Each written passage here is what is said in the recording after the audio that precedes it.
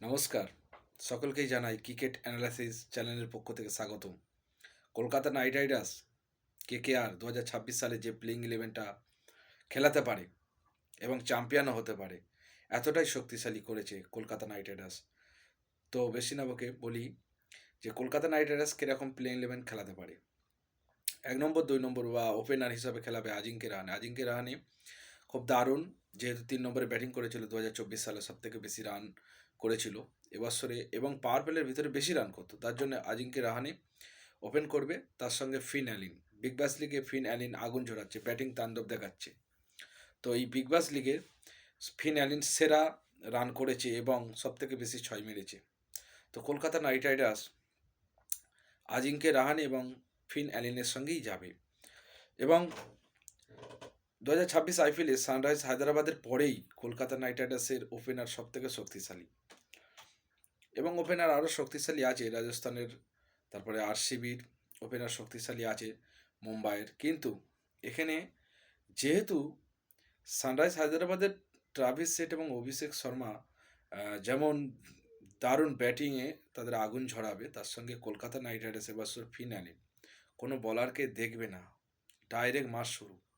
এবং আজিঙ্কে রাহানে পাওয়ার প্লের ভিতরে স্ট্রাইক রেটটা অনেক, যার জন্যে ফিন অ্যালিন এবং আজিঙ্কে রাহানে ফর্মের মধ্যে আছে, তাদেরকে খেলাবে। 3 নম্বরে ক্যামরান গ্রিন 24 কোটি প্লাস টাকা নিয়ে কিনেছে, 24 কোটি 20 লাখ, তো তাকে 3 নম্বরে খেলাবে।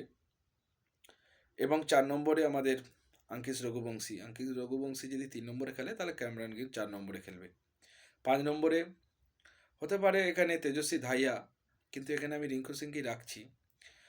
রিঙ্কু সিং 5 নম্বর। 6 নম্বরে অনুকূল রয়কে খেলাতেও পারে। অনুকূল রয় ভালো ব্যাটিং করছে, তার সঙ্গে স্পিন বলটাও ভালো করে।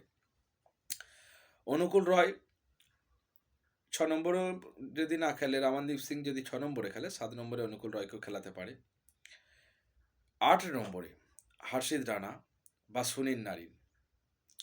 8-9 নম্বরে হর্ষিত এবং সুনীল নারিন খেলবে। এখানে 9 নম্বর পর্যন্ত কলকাতা নাইট রাইডার্সের ব্যাটিংটা পেয়ে যাবে। ব্যাটিং ডেটটা কলকাতা নাইট রাইডার্সের দারুণ, 9 নম্বর পর্যন্ত ব্যাটিং। এবং বরুণ চক্রবর্তী 10 নম্বরে খেলবে। বরুণ চক্রবর্তীও মোটামুটি দলের প্রয়োজন হোক আর না হোক 1-2 ছয় বা বাউন্ডারি মেরে দিতে পারে।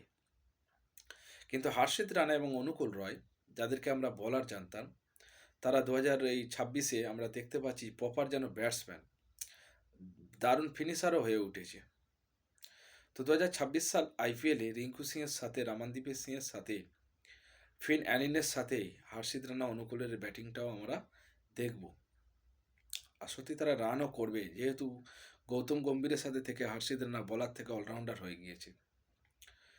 তো বরুণ চক্রবর্তী 10 নম্বরে স্পিনার, আর 9 নম্বরে তো সুনীল নারিন স্পিনার থাকছে। 11 নম্বরে মাথিসা ফাতি রানা। 12 নম্বরে ইম্প্যাক্ট প্লেয়ার বৈভব আরোরা। বৈভব আরোরা দারুণ করছে বর্তমানে, কিন্তু যদি বৈভব আরোরা না চলে, তো এখানে ওমরান মালিক আছে। হর্ষিত রানার যদি কোনো ইঞ্জুরি হয়, তো এখানে আকাশদীপ আছে। আকাশদীপও হর্ষিত রানার মতন ব্যাটিং করতে পারে এবং বলিং ফাস্ট বলার ভালো। মাথিসা ফাতি রানার ডেট ওভার, মানে লাস্টের দিকে যে বলগুলো করে, ডেট ওভার স্পেশালিস্ট বলার। কলকাতা নাইট রাইডার্স ডেট বলারের জন্য ভুগেছিল, কিন্তু ডেট ওভার স্পেশালিস্ট বলার মাথিসা ফাতি রানার পিছনে শেষ অবধি গিয়ে তাকে 18 কোটি টাকায় নিয়েছে। তো বলবেন বন্ধুরা, কলকাতা নাইট রাইডার্সের টিমটা কেমন লাগছে?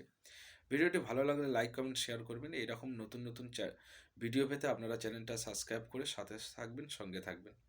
ধন্যবাদ, এবং শেয়ার করে বন্ধুদের কাছে পৌঁছে দিন। আর সকলেই ভালো থাকবেন, সুস্থ থাকবেন। তো বলবেন 2026 সালে কলকাতা নাইট রাইডার্স কি চ্যাম্পিয়ন হবে? আমার তো মনে হয় অবশ্যই হওয়া উচিত। এতটা শক্তিশালী লাগছে দলটাকে, সেরা দল বানিয়েছে বন্ধুরা।